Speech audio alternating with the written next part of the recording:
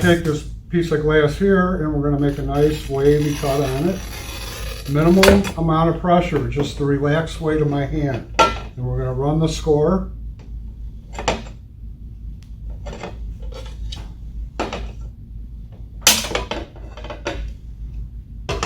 Now we're going to make a deep inside cut on this piece of glass. So I'm going to go down, turn around, and come back. Then take my running pliers. We'll run this side. Then we run this side. Turn the glass over. Give it a little tap right there. And we'll take this piece. We'll pull this piece out. Then we'll take another score here. Go down, turn around, and come back. Run right here. Run this side. There you go. Deep inside cut and the remaining piece. You can also make a nice jaggedy piece just by going like this.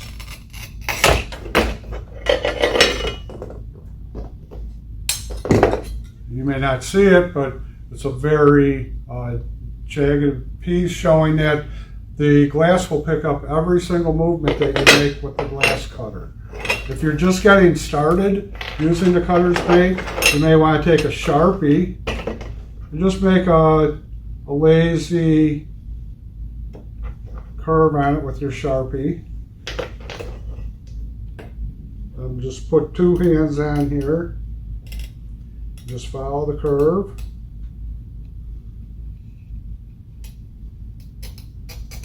So this is great for all your pattern pieces, your curvy pattern pieces. And that's just what I just made the mark with Sharpie with. So that's our demonstration of the cutter's mate for doing all your curvy pattern pieces and deep inside curves, and that's it. This is the Creator Strip Pro.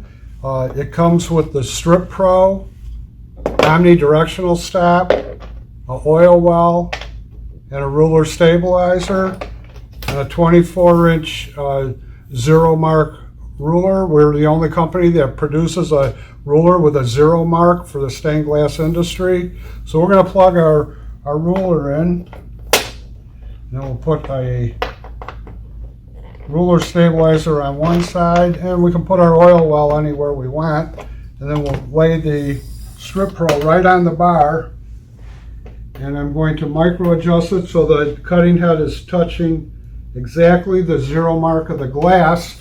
That way if we put a piece of glass on the 1-inch mark and we make a cut, we'll have a 1-inch strip. Also note that I moved the bushing down to this side of the slide bar so that when the Strip Pro comes down, it will never hit the ruler. It'll just come right to the edge of the glass. Also note that the Strip Pro does not include the waffle grid, nor does it include the slide bar. Those items are sold separately. If, however, you already have the cutter's mate, which does come with the slide bar, you will not have to purchase another slide bar unless you want to have another station. So let's take a piece of glass and put it on here, and we'll just set this stuff aside for now. So we're going to make a 1-inch strip. So I just set the glass on my 1-inch mark and pull down with the cutter, and then run my score. Now we have a 1-inch strip. I can also push it the other way. So I have let's do a 2-inch strip.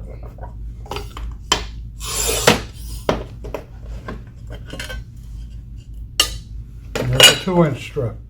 Now if I want to make multiple 1/2-inch strips by 2-inch, I just set this on the 1/2-inch mark and move it over a 1/2 inch at a time.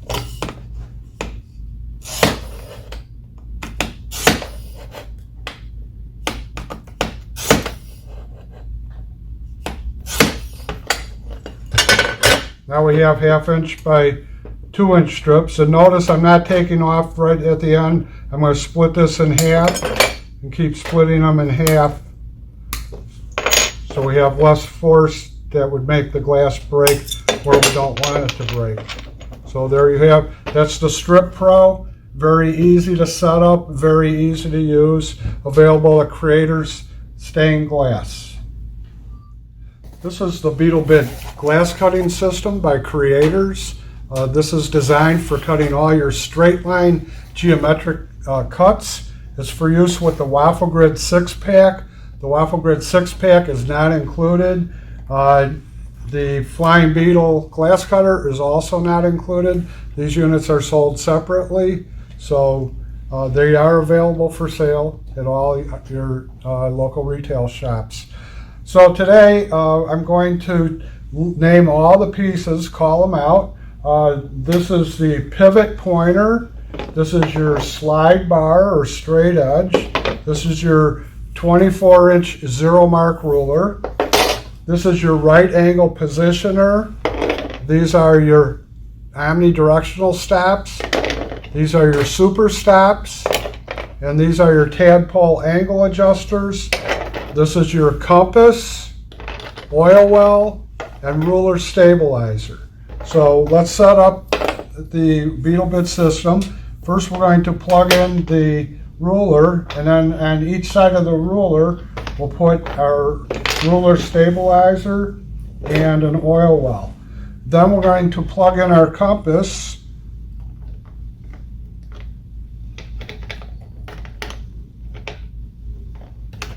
Then we're going to plug in the pivot pointer, and then at the end of it we're going to, on the other side, we're going to plug in our 90-degree angle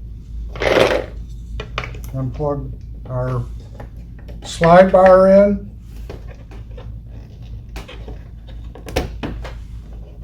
Then we'll just set the super stops aside and the omni stops aside until we're ready to use them. We have our angle guide, adjustable angle, and we'll just set the other one aside for now. And then to calibrate this, we're going to loosen the red screw here, and we're going to move our zero mark so it's right in line with one of these ribs, and then we'll tighten the red screw. And then if you put your Flying Beetle on here and bring it back, you'll see that the little yellow arrow is going to be pointing right at the zero mark. So let's start out by cutting a piece of glass. We'll just cut a strip of glass, and we're going to cut a 2-inch strip. So I set the glass on the 2-inch mark, and then pull down on the Flying Beetle.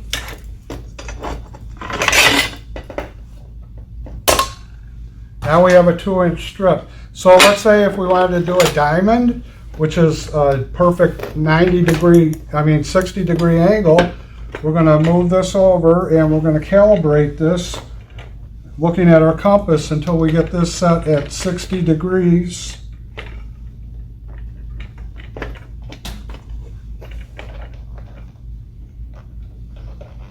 One more. Okay, and now we're going to make a sacrificial cut. We'll come down with the Flying Beetle, make our cut, take our running pliers and run the score. Then we're going to turn the piece over and then put it right up against there, and we're going to take a super stop. We're going to place a super stop behind it, and then we're going to line the yellow arrow right up with the edge of the glass, and then tighten up our super stop. Now if we pull back, every time we pull back and move the glass, we're going to end up with a diamond. And that's how we make our diamonds. Okay, so let's see what our speed balls do. This is another product to make it easy to make a score in the glass, and also to allow the glass to move smoothly. This is what a package of speed balls look like. And they include a little speed ball removal tool. So we're going to put a couple speed balls right in our grid, right in line with our score. Okay, so we'll take a piece of glass, and it allows the glass to move really nice. So let's make a score. Let's come back, and then move the score over to the speedball, and just push down, and the speedball runs a score without even having to pick the glass up.